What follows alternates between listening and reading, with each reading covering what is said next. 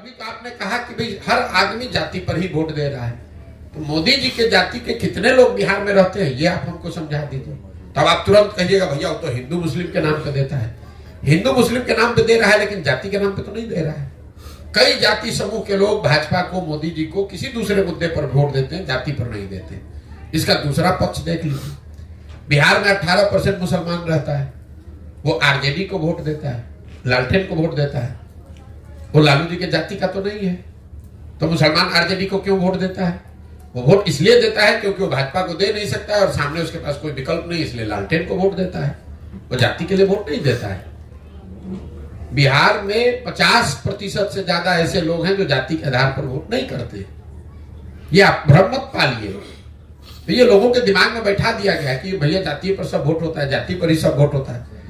जाति भी एक महत्वपूर्ण पहलू है, ऐसा नहीं है कि जाति की महत्ता नहीं है, लेकिन जाति भी एक विषय है। सिर्फ जाति के आधार पर 100 में 100% वोट पड़ता तो जो भी जाति का आदमी एक बार जीत गया वो कभी चुनाव ही नहीं हारता। उस जाति के लोग वो विधानसभा, पंचायत, प्रखंड छोड़कर चले थोड़ी ना गए हैं। जितने मान लीजिए कि कुशवाहा समाज के जितने आज लोग हैं, 10 वर्ष के बाद भी करीब करीब उतने ही लोग रहेंगे। तो फिर एक बार कुशवाहा कोई जीतता है, कोई हार कैसे जाता है? इतना आसान नहीं है जितना आप समझते हैं कि सब जाति पर ही वोट देता है।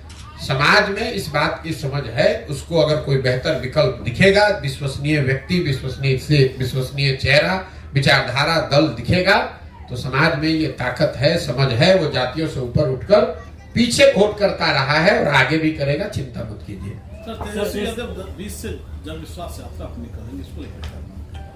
इसमें हमको क्या मानना है? अभी सत्ता में बैठे हुए थे तो यहाँ हम लोग कहते हैं कि नीतीश कुमार पलटू मार है, लेकिन नीतीश जी को हम सब लोगों को एक बात की शाबाशी देनी चाहिए कि नीतीश कुमार इतनी बार पलटे कि पलट के उन्होंने सारे दलों को पलटू मार बना दिया। भाई तेजस्वी यादव, अगर नीतीश कुमार पलटू मार है तो तेजस्वी यादव कैसे सीधे हैं? अभी 2 बरस पहले नीतीश जी को पलटू मार कहे, फिर जिस दिन नीतीश कुमार ने उनको अपने साथ रख लिया, उप मुख्यमंत्री बना लिया, तो नीतीश कुमार को विकास का चेहरा बताने लगे। जनविश्वास में निकल। 1 मिनट सुन तो लीजिए। फिर आज नीतीश कुमार छोड़कर भाजपा में चले गए तो महाशय अब कह रहे हैं कि नीतीश कुमार तो बड़े थके हुए मुख्यमंत्री थे। यही हाल भाजपा का है। अमित शाह आए, बोले कि भैया एक एक बिहार के आदमी सुन लो, नीतीश कुमार के लिए भाजपा का दरवाजा बंद है। तो हमने वही कहा कि भाई दरवाजा तो अमित शाह बंद करके ठीक ही गए थे, छिटकिनी लगाना भूल गए थे। जैसे ही हवा का झोंका आया, दरवाजा खुल गया, नीतीश कुमार को बैठा लिए बगल में।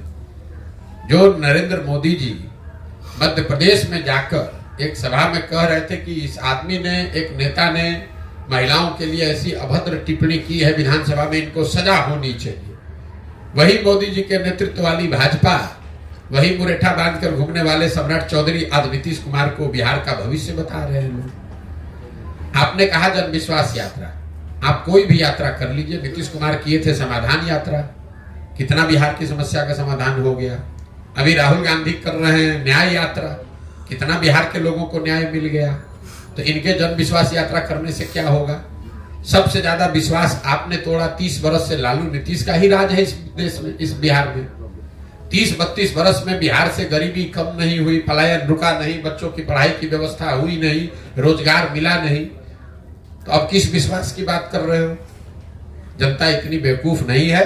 आएंगे विश्वास यात्रा में, भीड़ दिखेगी, पैसे के बल पर, काडर जात के नाम पर कुछ लोग इकट्ठा हो जाएंगे, उससे कोई फर्क नहीं पड़ने वाला है।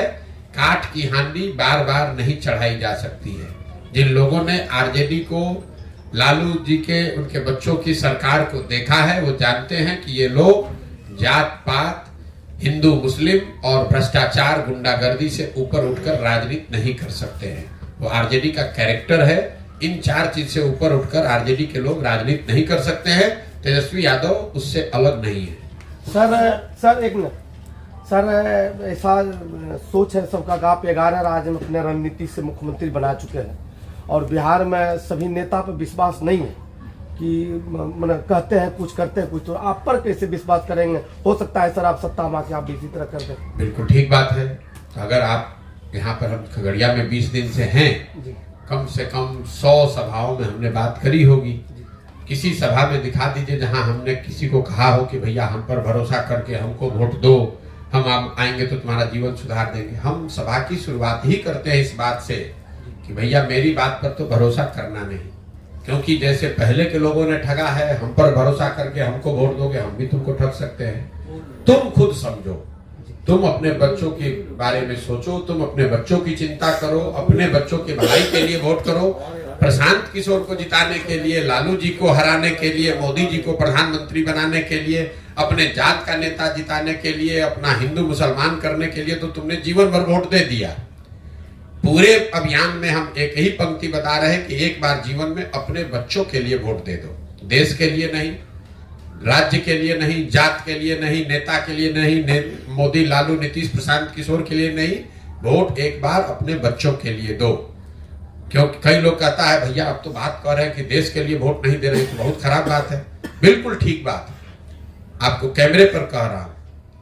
जो लोग कहते हैं कि देश के लिए वोट दे रहे हैं, अगर आपका बच्चा अनपढ़ है, बेरोजगार है, तो देश कमजोर हो रहा है कि उससे मजबूत हो रहा है? अगर पूरा बिहार का बच्चा अनपढ़ और गरीब है, बेरोजगार है, तो उससे देश मजबूत हो रहा है कि देश कमजोर हो रहा है? देश में प्रति व्यक्ति आए हैं 1,35,000, बिहार में प्रति व्यक्ति आए हैं 34,000 रुपया। अगर बिहार में बच्चों की आमदनी बढ़ेगी, यहाँ रोजगार आएगा, तो उससे देश उससे मजबूत होगा। अगर पूरा बिहार का आदमी गरीब रह जाएगा तो उससे देश भी नीचे आएगा, क्योंकि पूरे देश की 10% आबादी बिहार की है। इसलिए हम कह रहे हैं, डंके की चोट पर कह रहे हैं कि बिहार के लोगों के लिए समय है जब देश, राज्य, विचारधारा, जाति, नेता सबको छोड़कर एक बार अपने बच्चों की चिंता कीजिए। देश आगे बढ़ रहा है। इसी देश में बुलेट ट्रेन 1 लाख करोड़ का बन रहा है, खगड़िया में पैसेंजर ट्रेन भी नहीं चल रहा है।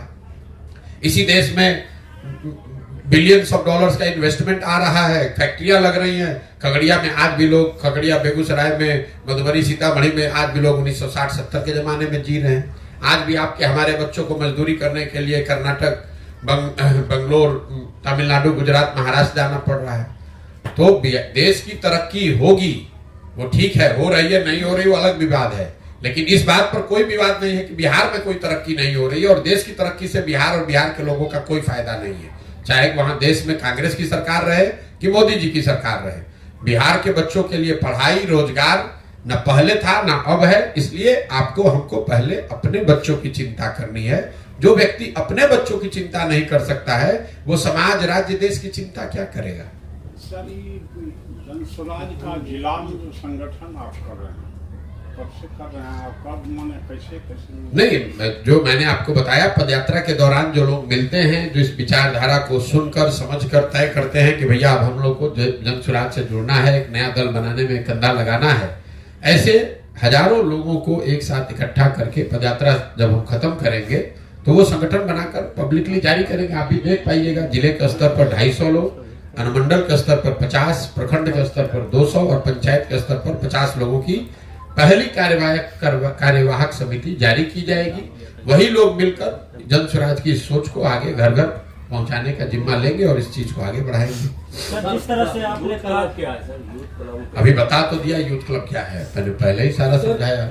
यूथ क्लब बिहार में 1 लाख बच्चों को जो अपने लिए सामाजिक, राजनीतिक पहचान बनाना चाहते हैं, आने वाले समय में राजनीति करना चाहते हैं, उनके लिए प्रशिक्षण, संसाधन की व्यवस्था है, ताकि वो लोग जिनके बाबूजी, जिनके घर वाले बड़े लोग नहीं है, राजनीति से जुड़े हुए लोग नहीं है, लेकिन ऐसे बच्चे जिनमें काबिलियत है, क्षमता है, ऐसे बच्चों को राजनीति में लाकर उनको प्रशिक्षित किया जाए और उनको ये अवसर दिया जाए कि कल होकर अगर उनमें क्षमता है तो आकर वो राजनीति कर सके।